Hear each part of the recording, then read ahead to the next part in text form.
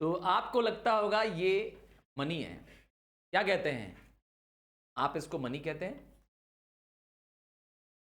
और का मतलब आपके देश में जो रुपया चल रहा है वो मनी है। तो कॉइन क्या है? क्या वो मनी है? अच्छा, तो चेक क्या है? क्या वो मनी है? जी। तो अगर आप समझ रहे हैं आज का टॉपिक, तो आज का टॉपिक है हमारा मनी के मीनिंग्स और फंक्शंस को बहुत डिटेल में पढ़ने वाले हैं।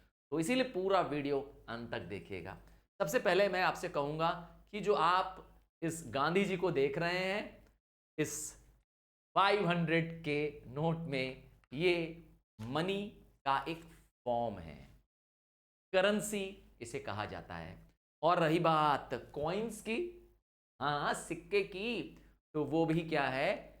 फॉर्म ऑफ मनी है।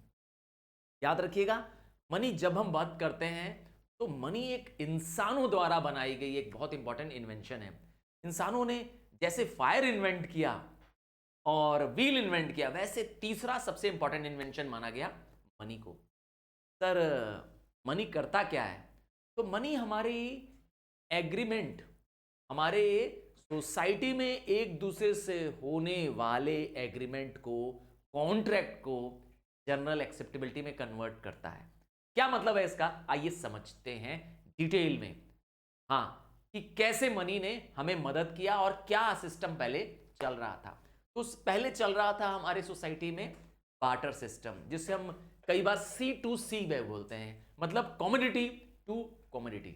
वस्तु के बदले वस्तु दे करके क्या करना? अपनी जरूरत पूरा कर लेना। तो बार्टर सिस्टम में हाँ बहुत समस्याएं थी। एक फार्मर को, जिसने वीट उगाया है, उसको चाहिए शूज। फार्मर पहुंच गया शूज लेने के लिए कॉबलर के पास। कॉबलर ने बोला मुझे तो अपने खेत हैं, कॉबलर के पास अपने खुद के फील्ड्स हैं, उसके पास खूब सारा अनाज है, मुझे क्या नहीं चाहिए, मुझे आपके क्रॉप्स नहीं चाहिए। तो क्या अब एक्सचेंज हो पाएगा? नहीं हो पाएगा। तो ये प्रॉब्लम्स को दूर करने के लिए इन्वेंट किया गया मनी को। आइए कुछ शॉर्टकमिंग समझ लें, क्या क्या कमियां हैं बार्टर सिस्टम में, जिसमें मनी का इस्तेमाल नहीं हो रहा था, बल्कि वस्तु के बदले वस्तु दे दी जा रही थी। सबसे पहला है lack of double coincidence of want. क्या मतलब है इसका? इसका मतलब है what one is ready to give up, the other should be ready to take up. एक व्यक्ति जो देना चाहता है, सामने वाला व्यक्ति वही लेना अगर चाहता है, तभी तभी क्या हो पाएगा? एक्सचेंज पॉसिबल हो पाएगा। जैसे कि मैंने फार्मर के केस में कहा, मैंने कहा फार्मर और कॉबलर दोनों तभी क्या करेंगे? एक्सचेंज कर पाएंगे अगर फार्मर जो देना चाहता है, कॉबलर वही लेना चाहता है। ताली दोनों हाथ से बजानी पड़ेगी। तो डबल कोइंसिडेंस ऑफ वांट होना चाहिए। ठीक है, ये प्रॉब्लम हो रही थी। और प्रॉब्लम क्या है? Lack of any common unit, अर्थात किसी एक चीज में वैल्यू ऑफ गुड्स और सर्विसेज मेजर नहीं की जा रही थी पहले। जैसे आज हर एक चीज को हम मनी में मेजर करते हैं। अब वो डॉक्टर की सर्विस है, हाँ आपके ट्यूशन की फीस है, उसको भी मेजर कर सकते हैं।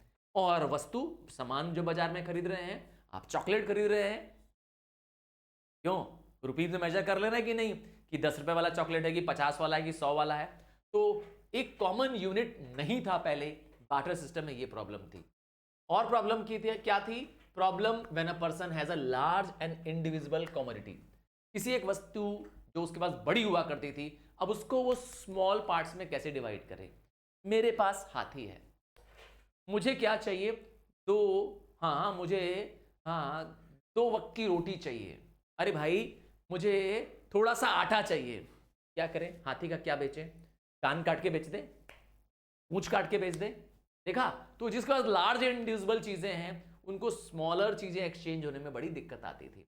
और प्रॉब्लम क्या आएगी? Lack of reliable method of storing, क्योंकि ज्यादातर चीजें पेरिशेबल नेचर की होती थी पहले, जो कि मनी के रूप में यूज हो रही थी, और उनको आप लॉन्ग टर्म तक स्टोर नहीं कर सकते। कोई ऐसा मेजर, कोई ऐसा रखने का जरिया नहीं था।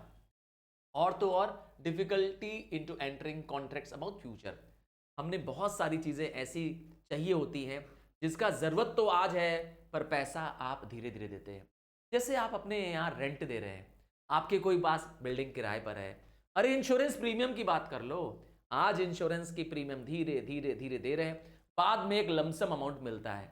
और सबसे अच्छा एग्जांपल है, अपने मोबाइल की बात कर लो। आज आपने मोबाइल ले लिया, एक इंस्टॉलमेंट जमा कर दी, मोबाइल आपको मिल गया, बाकी इंस्टॉलमेंट आप धीरे धीरे आने वाले समय देंगे। तो ये जो कॉन्ट्रैक्ट्स है, जो फ्यूचर कॉन्ट्रैक्ट्स हैं, ये पॉसिबल नहीं हो पाएगा बार्टर सिस्टम, क्योंकि वैल्यू क्या होनी चाहिए, क्या चीज एक्सचेंज में देनी चाहिए, ये पॉसिबल नहीं हो पाएगा। और last, limited degree of specialisation. अगर हम बार्टर ही करते रहेंगे तो लोग स्पेशलाइजेशन नहीं करेंगे, काम डिवाइड नहीं करेंगे, सबको सब कुछ करना होगा। हाँ, जैसे फॉर एग्जांपल एक फार्मर है, वो फार्मर भी है, वो कॉबलर भी है, वो वीवर भी है, वो पेंटर भी है, सब कुछ कर रहा है। पर समाज ऐसे नहीं चलता है। आज सब लोग अलग अलग काम कर रहे हैं, अपने अपने यस गुड्स या सर्विसेज प्रोडक्शन के काम कर रहे हैं, जिसके लिए उनको अलग से पैसा, हाँ, मनी इन टर्म्स में दिया जा रहा है। आइए मनी की बात करते हैं। तो मनी, प्रोफेसर वॉकर ने मनी की सबसे आसान definition they the. Money is what money does. मतलब ये क्या मतलब हुआ कि मनी वो है जो मनी करता है? तो ये एक बहुत वेग डेफिनेशन है, ये बहुत वाइड डेफिनेशन है, जो बताती है कि मनी का फंक्शन ही मनी है। ठीक है, मनी जो करता है। अब सबसे अच्छी, सबसे सिंपल डेफिनेशन जो आपको याद कर लेनी चाहिए वो है क्रॉथर की डेफिनेशन। Please learn this. तो क्रॉथर ने डिफाइन किया, anything that is generally acceptable as a means of exchange and at the same time act as a measure and store of value. तीन चीजें बता दी उन्होंने। पहला बताया कि वो एक्सेप्टेबल है, सब लोग उसको लेना पसंद करेंगे, ऐसी वस्तु होनी चाहिए मनी, और उससे चीजों को मेजर कर सकते हैं, चीजों की कीमत बता सकते हैं, और सबसे इंपॉर्टेंट उसको फ्यूचर के लिए स्टोर कर सकते हैं। तो एक तरह से देखा जाए, बार्टर का तोड़ निकाल दिया हमने। ठीक है, बार्टर सिस्टम की कमियों का इलाज खोज लिया हमने। क्योंकि आपको पता होना चाहिए, हम इंसान जो है क्या करते हैं, हाँ, वो चीजें जो हमें परेशान करती है उसका इलाज खोज लेते हैं। देखिए, लाख कोरोना आया, दुनिया कुछ समय के लिए ठहर गई, बट क्या हमेशा के लिए बंद हो गया सब कुछ? क्या हम बाहर निकलना बंद कर दिए? नहीं, हमने कोरोना का भी क्या कर दिया, एक इलाज खोज लिया। हाँ, वैक्सीनेशन करा दिया, कोविड वैक्सीन लगवा दिया सबने। तो necessity is the mother of all inventions. जैसे जैसे इंसानों को जरूरत होगी, इंसान उस समस्या का कुछ ना कुछ क्या करेगा, हल निकाल लेगा। चलो, ये तो हो गया साइंस। चलिए पढ़ते हैं अब काइंड्स ऑफ मनी। हाँ, मैंने कहा था, आप सोच रहे हैं जो आपके पास गांधी जी रखा है, जो आपके पॉकेट में गांधी, अरे गांधी जी, वही आपके जो करेंसी नोट्स आप यूज कर रहे हैं, तो क्या वो मनी है? तो मनी के रूप में, यस, काइंड्स ऑफ मनी में आपके पास करेंसीज होते हैं, कॉइन्स होते हैं, है ना। करेंसी के अंदर आता है कॉइन्स एंड पेपर करेंसी, ध्यान दीजिएगा, कॉइन एंड पेपर करेंसी। और दूसरा आता है डिपॉजिट मनी। पहले समझते हैं ये कॉइन्स क्या होते हैं। कॉइन्स यूजुअली मेटेलिक होते हैं, हाँ, सिक्के जो छालते हो मैच में हेड एंड टेल करने के लिए। तो कॉइन जैसे 1 रुपीज का कॉइन, 2 रुपीज का कॉइन, इवन कुछ पैसों का भी कॉइन आता है, बट आजकल ये पैसे चलन में नहीं है। हाँ, शायद तुमने 25 पैसे का कॉइन नहीं देखा होगा। अपने दादी या अपने दादा से तुम पूछ के देखो, उनके पास पुराने पैसे, पुराने कॉइन्स रखे होंगे, जरा देखना, बड़ा अच्छा लगेगा अगर उनके पास कलेक्शन होगा इसका। या आपके मंदिर में, आपके घर में जो, हाँ, वहाँ भी पुराने कॉइन्स रखे होंगे, जरा चेक करिएगा। तो कॉइन्स मेटल के होते हैं, इनको हम टोकन मनी कहते हैं। टोकन मनी इसलिए कहते हैं क्योंकि इनकी जो फेस पे वैल्यू लिखी होती है वो ज्यादा होती है इसके मॉनेटरी वैल्यू से, इसके मेटेलिक वैल्यू से। समझाने के लिए कहते हैं कि अगर एक कॉइन 5 का है, 5 रुपए का सिक्का है, तो उसका जो मेटल है उसके अंदर वो 5 रुपए से कम का लगा है। समझ गए? उसके मेटल की कीमत, उसको बनाने की कीमत 5 से कम लगी है। सरकार उसके लिए सस्ते मेटल्स का इस्तेमाल करती है। अब यूज क्यों करते हैं कॉइन का, ये क्वेश्चन है। तो कॉइन हेल्प करता है स्मॉलर डिनोमिनेशंस की, अर्थात सस्ती चीजों को खरीदने के लिए, ऐसे ट्रांजैक्शन जिसके लिए आपको कम पैसे देने होते हैं। अब सब चीज 100 की नहीं खरीदते होगे या 500 की नहीं खरीदते होगे, कुछ सस्ते दामों की चीज भी खरीदते हैं। कैंटीन में खड़े हैं, 50 पैसे की एक कच्चा आम मिलती है। चलो, अब एक कच्चा आम के लिए क्या करेंगे? कैंटीन वाले अंकल को 500 का नोट देंगे? भगा देगा कैंटीन वाला अंकल, नहीं देंगे तुम्हें। समझ गए कि नहीं? बट आपके पास कॉइन होगा तो काम हो जाएगा। चलो, तो कॉइन का यूसेज आपको मालूम चल गया, स्मॉल ट्रांजैक्शंस करने के लिए काम आता है। अब आता है नोट, हाँ, पेपर करेंसी।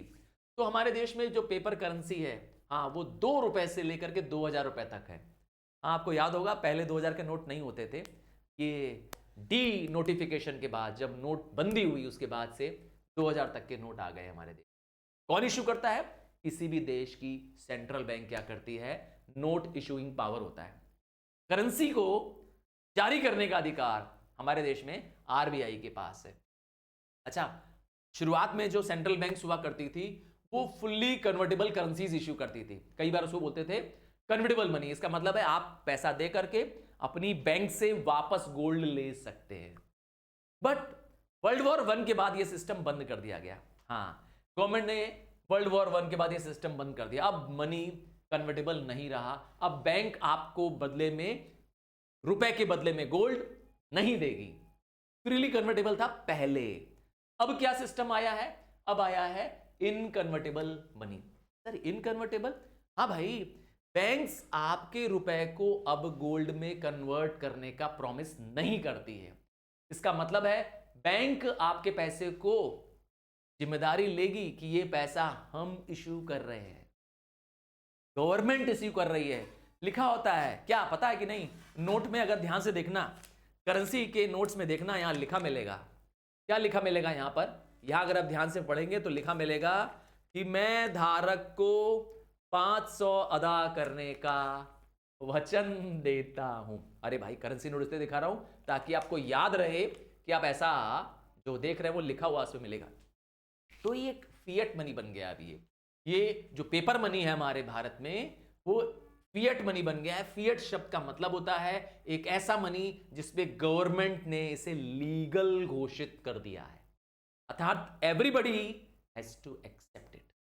हर एक को इसको एक्सेप्ट करना पड़ेगा। गवर्नमेंट के ऑर्डर से, ये गवर्नमेंट के आदेश से इसको मार्केट में सर्कुलेट किया जाता है। तुम किसी कागज में, ये तुमसे पूछ रहा हूं, तुम किसी कागज में गांधी जी का फोटो बना करके और उस पर लिख दो 500 रुपया, तो क्या कोई एक्सेप्ट करेगा कि 500 है? क्या कहते हो? तुमने लिख दिया किसी नोट, किसी कागज के टुकड़े पे 2000 रुपया और अपनी फोटो लगा दी उस पर, तो क्या कोई मान लेगा?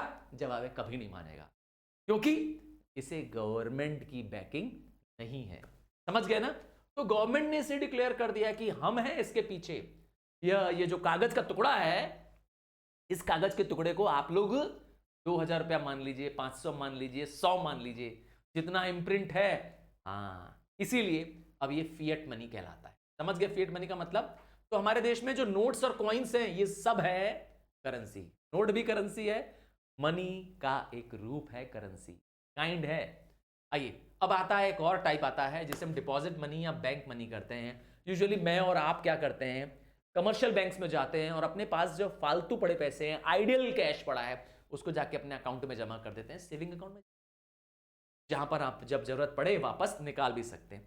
तो इसको निकालने के लिए आपको बैंक चेक देती है।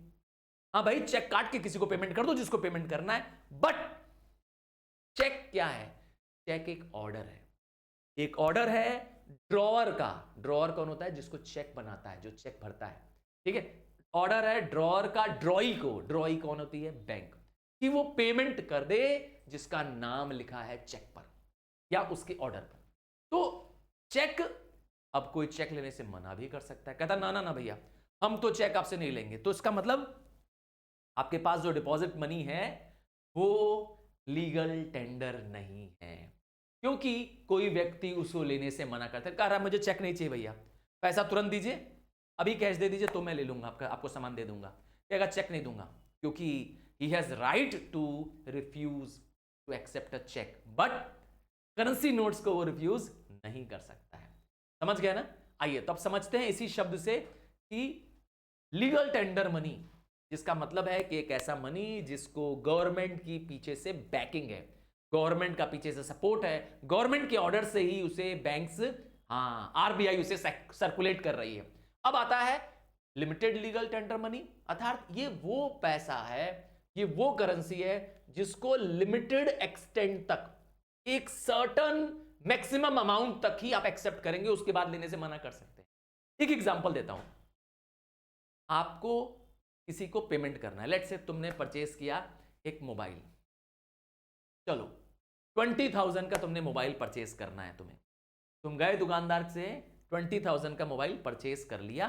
पैसे देने के समय तुमने क्या कर दिया, 20,000 के कुछ सिक्के दे दिए।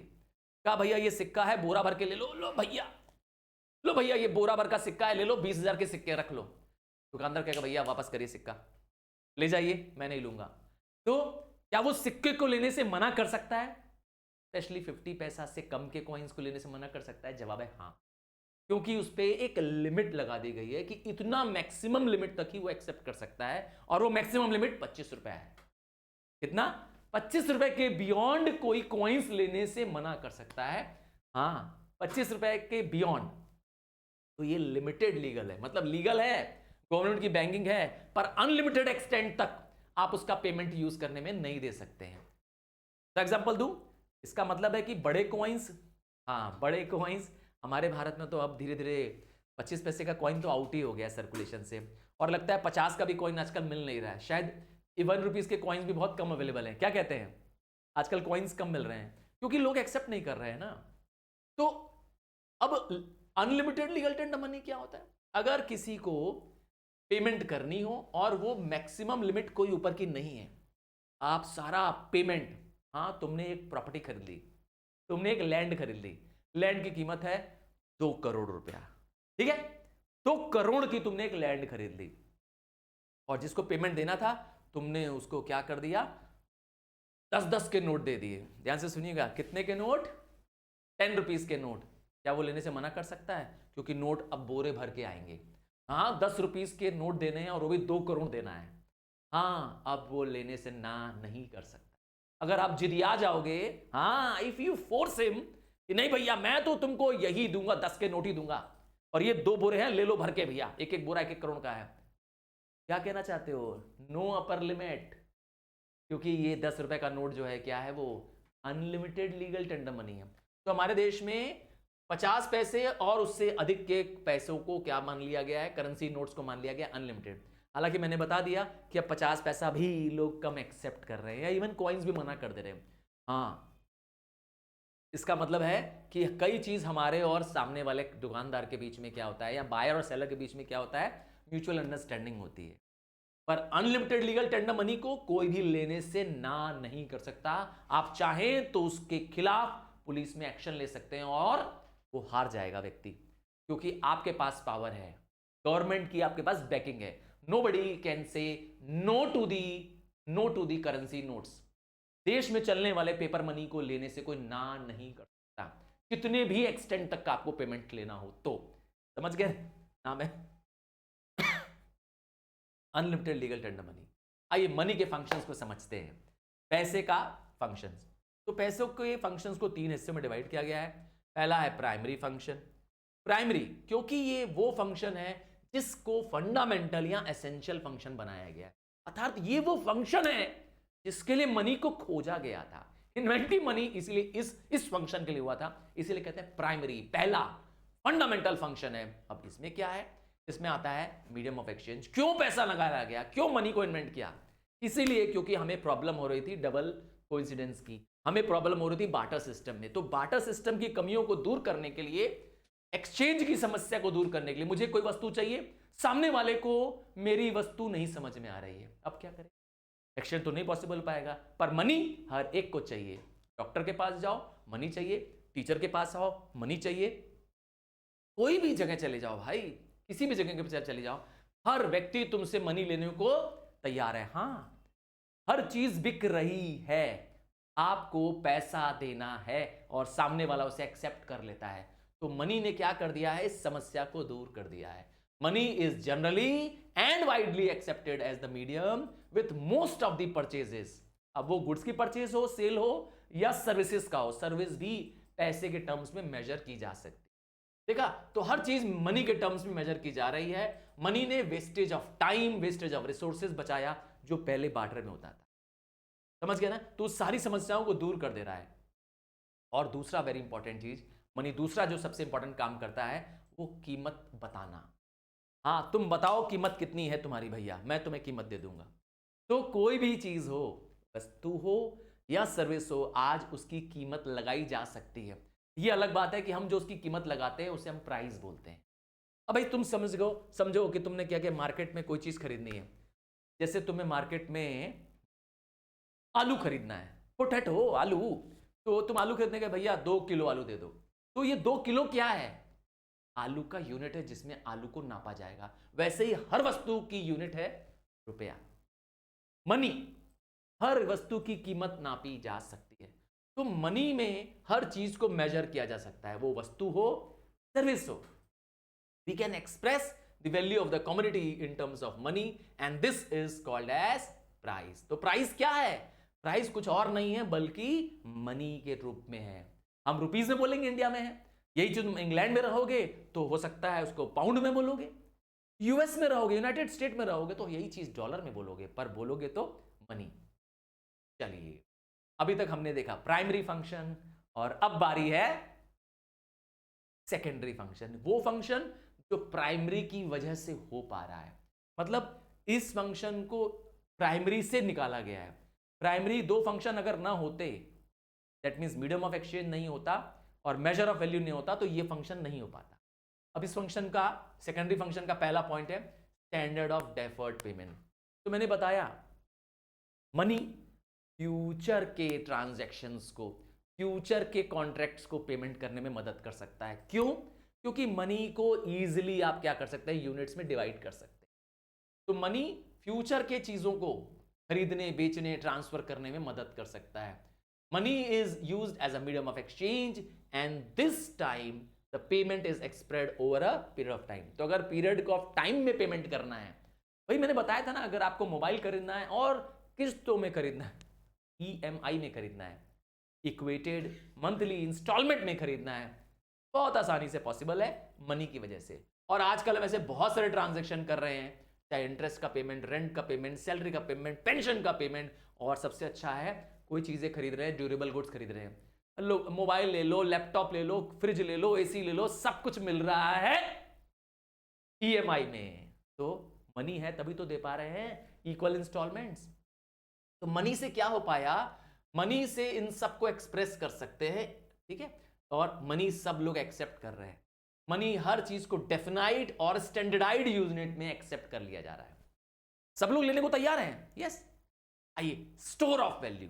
तो पहले अगर किसी के पास 100 बकरियां थी, एक फार्मर है, उसके पास 100 गोट्स है, तो फार्मर रिच है, 100 बकरियां बहुत है भाई, पर वो बकरियां अपने आने वाली 2 जनरेशन को पास ऑन करना चाहता है, उनके लिए रखना चाहता है 2 जनरेशन बाद के लिए। नहीं रख पाएगा क्योंकि बकरियां मर जाएंगी। फूड ग्रेन्स है उसके पास 100 बोरे, खराब हो जाएंगे। तो पहले बाटर टाइम पे क्या होता था, जो गुड्स होती थी स्टोर नहीं की जा सकती थी, ज्यादातर पेरिशेबल नेचर की होती थी, उनकी वैल्यू खत्म हो जाएगी। हाँ, या तो स्टोरिंग के लिए बहुत सारा कॉस्ट पे करना पड़ेगा।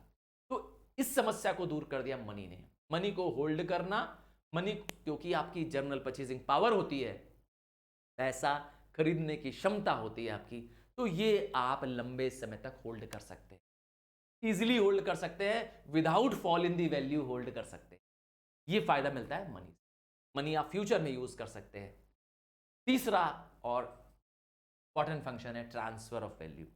ट्रांसफर ऑफ वैल्यू का मतलब अगेन, क्योंकि मनी जनरली एक्सेप्टेड है, हर लोग इसे मीडियम ऑफ एक्सचेंज के रूप में लेना देने को तैयार हैं, तो इसीलिए अगर मुझे कोई सामान चाहिए, मुझे लेट से चॉकलेट चाहिए, कैंटीन में जाऊंगा स्कूल के, भैया ये लो 50 रुपए और मुझे कैडबरीज चॉकलेट दे दो। क्या हुआ, मुझे मिल गया चॉकलेट, दुकानदार को मिल गया पैसा, ट्रांसफर ऑफ वैल्यू। मुझे गुड मिला, उसे वैल्यू, उसे उसकी कीमत मिल गई। तो ये पॉसिबल है, हाँ भाई मनी है तो पॉसिबल है मनी से। और दूसरा सबसे अच्छा तरीका है कि अगर एक प्लेस से दूसरे प्लेस हम पैसा ट्रांसफर करना चाहते हैं, मेरे पास दिल्ली में मकान है, ठीक है, मुझे दिल्ली से मुझे शिफ्ट कर दिया गया, क्या है आपकी पोस्टिंग अब परमानेंटली कलकत्ता कर दी जाती है, मुझे कोलकाता भेज दिया गया है, तो दिल्ली वाली प्रॉपर्टी बेच देंगे, वहां से पैसा शिफ्ट कर देंगे कहां पर, कोलकाता जाएंगे, वहां मकान खरीद लेंगे, वो जो पैसे मिले वो कोलकाता में खरीद लेंगे। तो पॉसिबल है, हाँ भाई ट्रांसफर ऑफ वैल्यू पॉसिबल है, वो भी इजीली, क्विकली। आजकल तो बैंकों ने चुटकियों बजाते ही काम कर दिया, और सबसे अच्छा तरीका है आजकल हाँ समझ गए, यूपीआई पेमेंट, मोबाइल पेमेंट, है ना, फोन पे यूज करते हो, गूगल पे यूज करते हो, बट से तो ट्रांसफर कितना आसानी से कर सकते हैं। अब जो तीसरा और आखिरी फंक्शन आ रहा है, तीसरा और आखिरी हेडिंग आ रहा है मनी में, वो है कॉन्टिजेंट फंक्शन। कॉन्टिजेंट मतलब होता है प्राइमरी और सेकेंडरी फंक्शन के बाद का फंक्शन। ये वो फंक्शन होता है जो कि मनी को हेल्प कर रहा है, इन मनी के यूजर्स को हेल्प कर रहा है, जैसे कंज्यूमर को, प्रोड्यूसर को। ये मनी के कौन है? कंज्यूमर्स हैं, यूजर्स हैं। क्या यूज कर रहा है? इनको डिसीजन लेने में मदद कर रहा है, इसीलिए कॉन्टिजेंट है। कॉन्टिजेंट मतलब होता है हैपनिंग ऑफ ए इवेंट है, इस इवेंट के लिए पैसा इस्तेमाल हो रहा है। जैसे सबसे पहला है कॉन्टिजेंट के अंदर मैक्सिमाइजेशन ऑफ यूटिलिटी। मनी मुझको और आपको, मैं हूं कंज्यूमर, मैं आम आदमी हूं, मैं कंज्यूमर हूं, मैं जब गुड्स खरीदने जाता हूं तो मैं ये चाहता हूं कि जितना मैं पैसा दे रहा हूं उतने रुपए की मुझे सेटिस्फेक्शन मिलनी चाहिए, उससे कम की नहीं मिलनी चाहिए। मेरा और तुम्हारा पहला यही कोशिश होता है।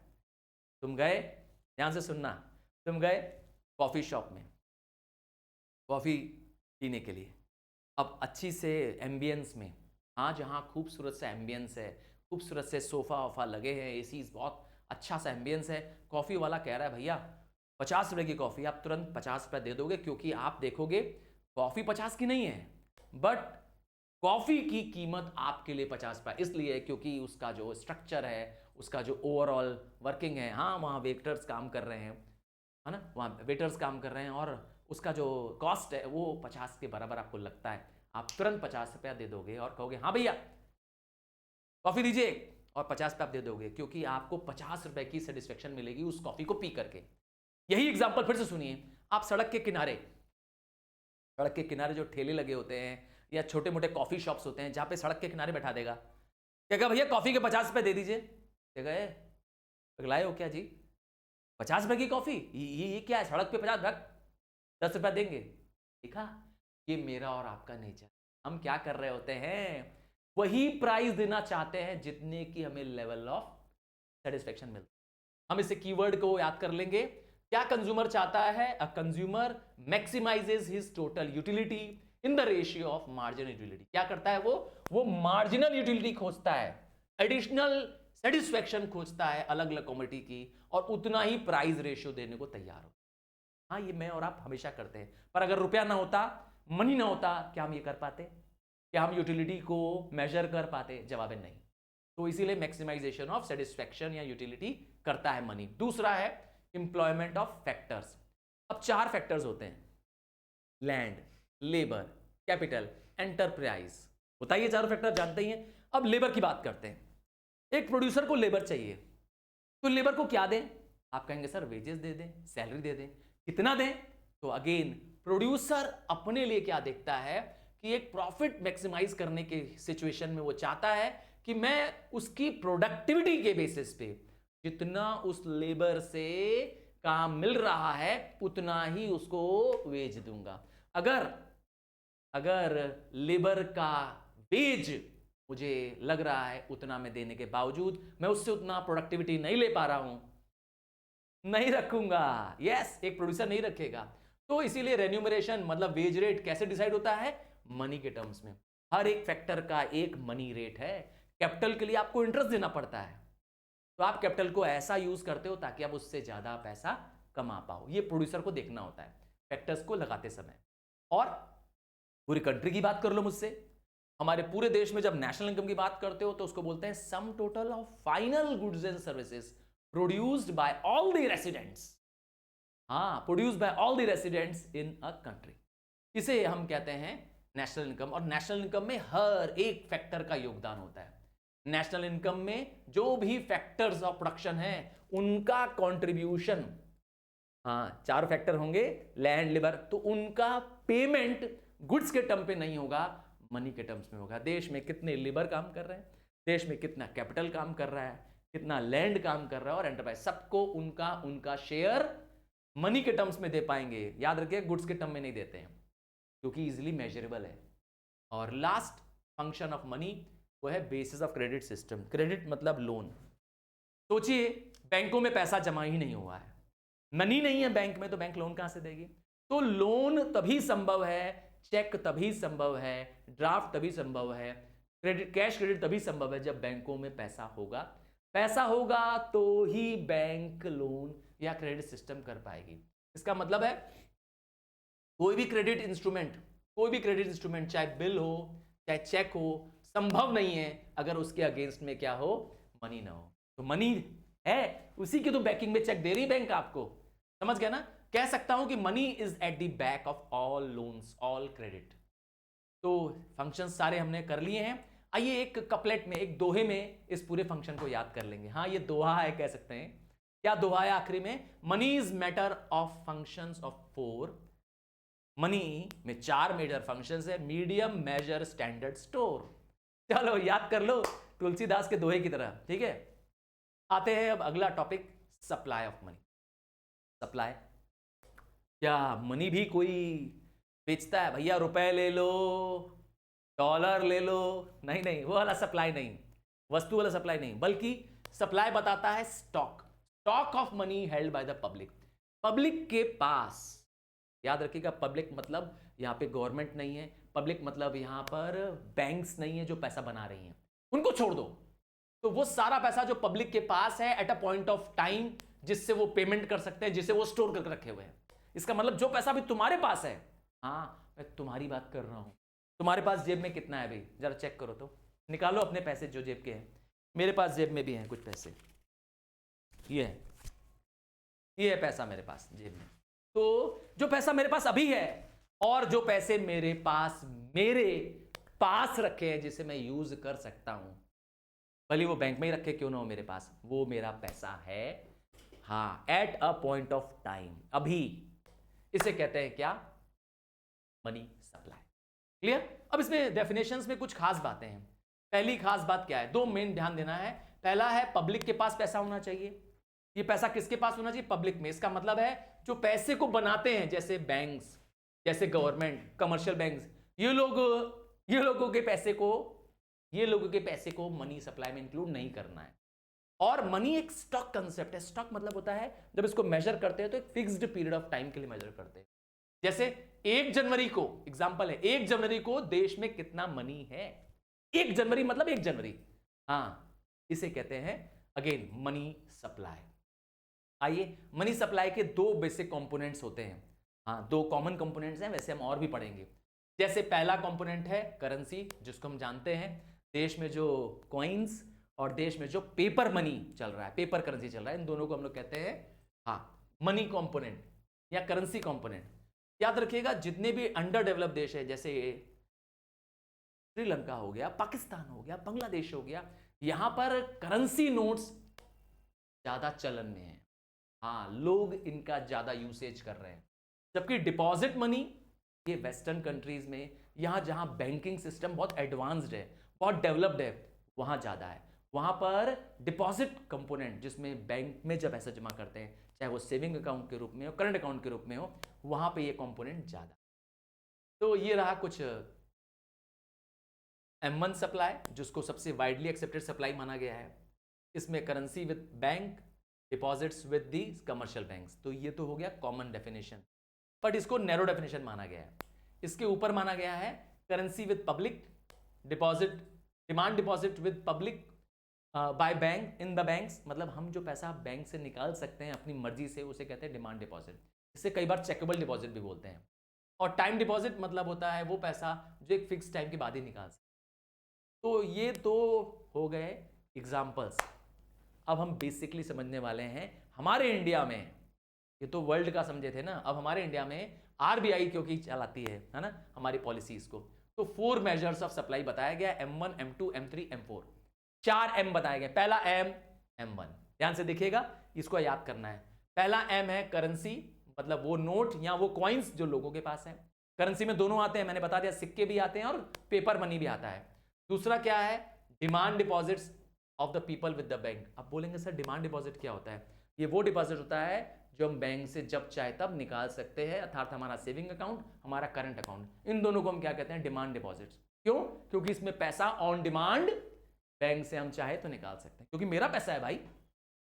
और कौन सा डिपॉजिट है? Other deposits with RBI. कुछ पैसे आरबीआई के पास भी जमा होते हैं, ज्यादातर deposits of the financial institutions, हाँ, जैसे IDBI, ICICI, इनके पैसे क्या है, बैंकों के पास जमा है, या deposit of the foreign central banks, इसको कहते हैं अदर डिपॉजिट्स। तो फॉर्मूला बन गया M1 is equal to C, that is currency, DD demand deposit, OD other deposits with RBI। चलो ये तो हो गया M1। अगेन M1 सबसे नैरो मनी सप्लाई है, सबसे कम पैसा जिसमें होगा वो सप्लाई मनी M1 में होगा। M1 से बड़ा कौन है, M2। तो M2 में क्या है, M1 पूरा इंक्लूड कर देंगे plus saving deposit with post office. आजकल पोस्ट ऑफिस भी बैंक्स की तरह काम करती है, आप मैं जब चाहे तब पोस्ट ऑफिस में जा करके अपने अकाउंट खुलवा सकते हैं, पैसे जब चाहे तब जमा कर सकते हो, इसीलिए नाम दिया गया है SD, सिंपल कर दिया है, saving deposits with the post office. तो M1 से बड़ा हो जाएगा M2, क्योंकि M1 पूरा इंक्लूडिंग है। अब आता है M3, इसमें क्या आ जाएगा, M1 फिर से आ जाएगा, that mean C plus DD plus OD, M1 तो आ गया, प्लस नया चीज आ गया टाइम डिपॉजिट। टाइम डिपॉजिट क्या होता है, ये वो डिपॉजिट होता है जो एक सर्टेन टाइम इंटरवल बाद ही आप बैंक से निकाल सकते हैं, जैसे कि FD फिक्स डिपॉजिट, जिसके अंदर आता है रिकरिंग डिपॉजिट, जो आप बार बार पैसा जमा करते हो पर एक बार में ही निकाल सकते हो। इन दोनों को टाइम डिपॉजिट कहा गया है। इसका विड्रॉल एक सर्टेन इंटरवल बाद ही आप कर सकते हैं, मैच्योरिटी पीरियड में करते हैं। तो M3 अब सबसे बड़ा, सबसे वाइडेस्ट और most acceptable supply of money M4। जी हाँ, M4 में क्या आ जाएगा, M3 आ जाएगा, दैट मीन्स टाइम डिपॉजिट भी आ जाएगा, और क्या आएगा, total deposits with the post office. Post office में जो भी तरह के हम डिपॉजिट्स कर रहे हैं उन सबको ले लेंगे, हमारा बन जाएगा क्या, M4। तो M4 सबसे वाइडेस्ट हो गया। M4 में क्या आया जरा देखिए तो, M4 में आया C plus DD plus OD, ये तीन तो आ गया, क्योंकि ये तीनों किसके कंपोनेंट है, ये तीनों हैं M1 के कंपोनेंट। तो M1 आ गया पूरा, प्लस क्या आया, प्लस आया टाइम डिपॉजिट। ये टाइम डिपॉजिट किसका कंपोनेंट था, ये टाइम डिपॉजिट, ये टाइम डिपॉजिट यहां से लेके यहां तक, ये हो गया M3।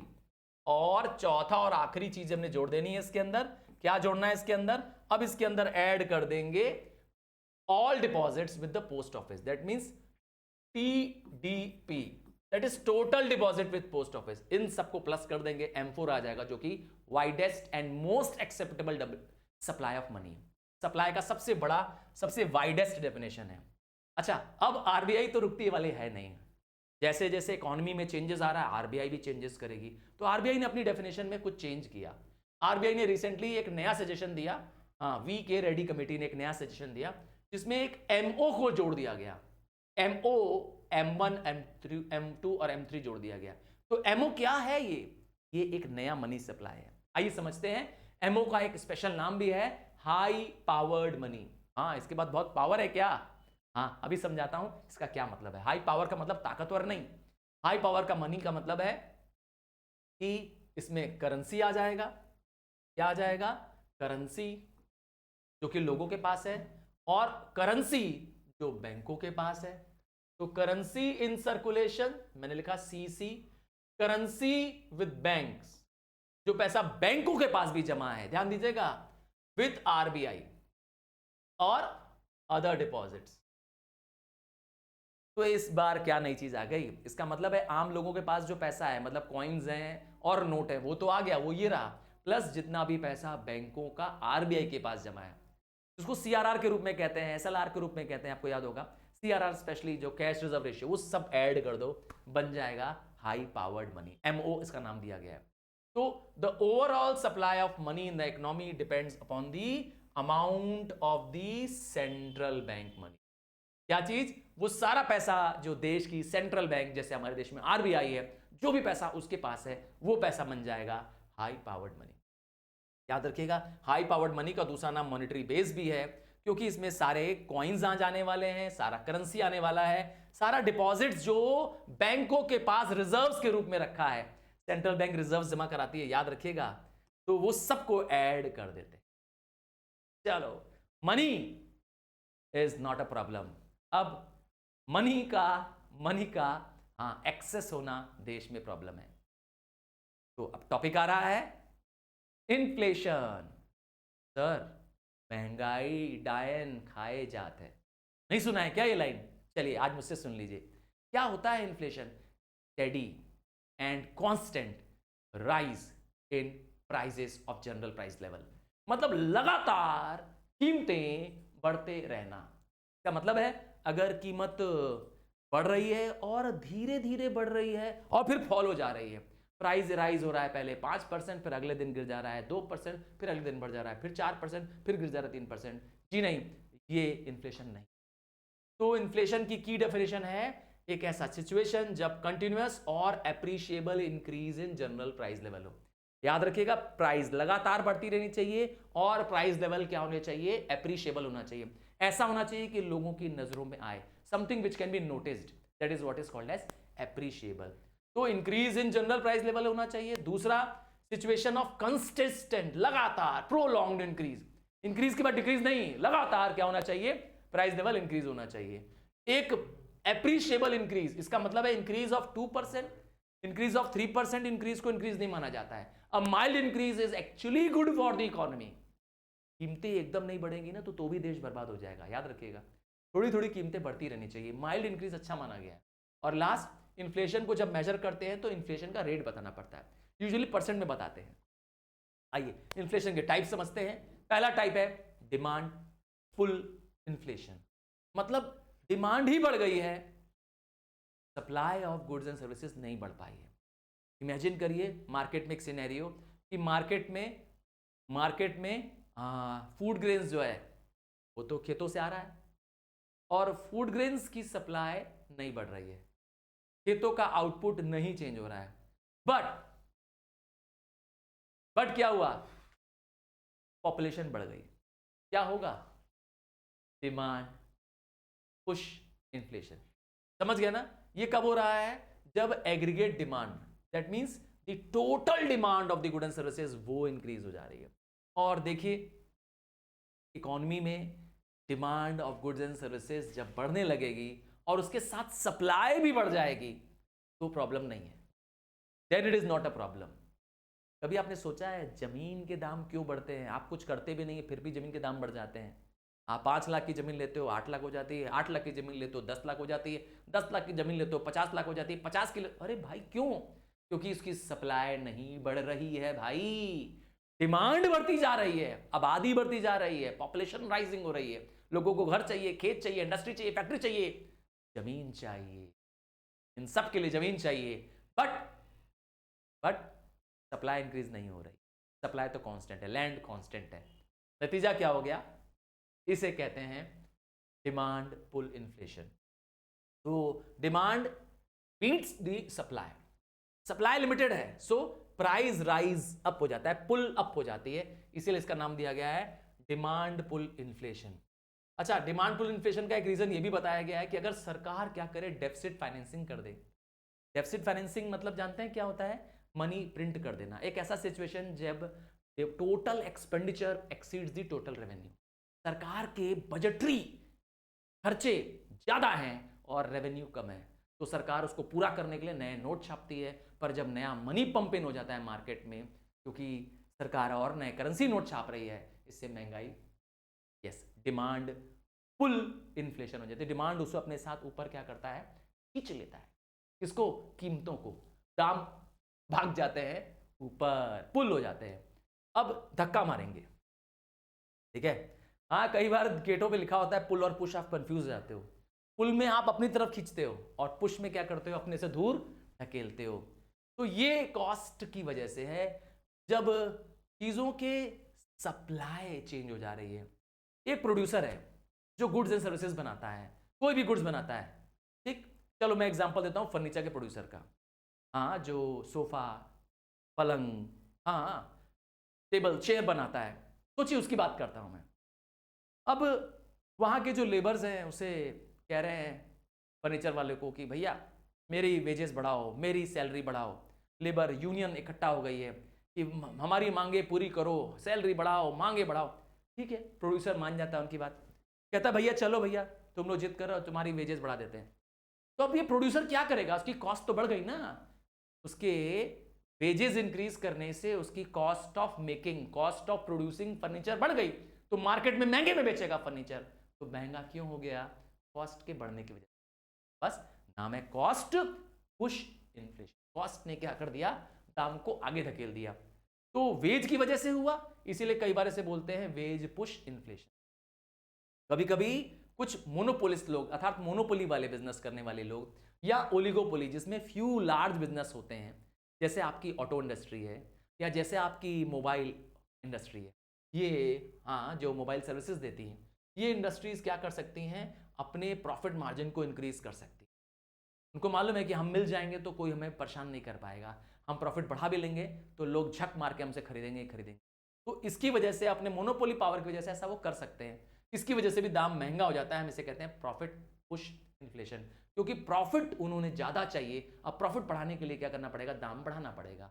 पर ये दोनों काम कौन कर रहे हैं, प्रोड्यूसर्स कर रहे हैं, इसीलिए इसका नाम है कॉस्ट पुश इन्फ्लेशन। तो this brings to the end. और अगर अभी तक समझ में अच्छे से नहीं आया है, स्टार्टिंग से रिलैक्स होकर के पूरा वीडियो देखें। नोट्स के लिए हमारे ऐप में आपको अवेलेबल होगा। Notes are all available in our app. Bye from now.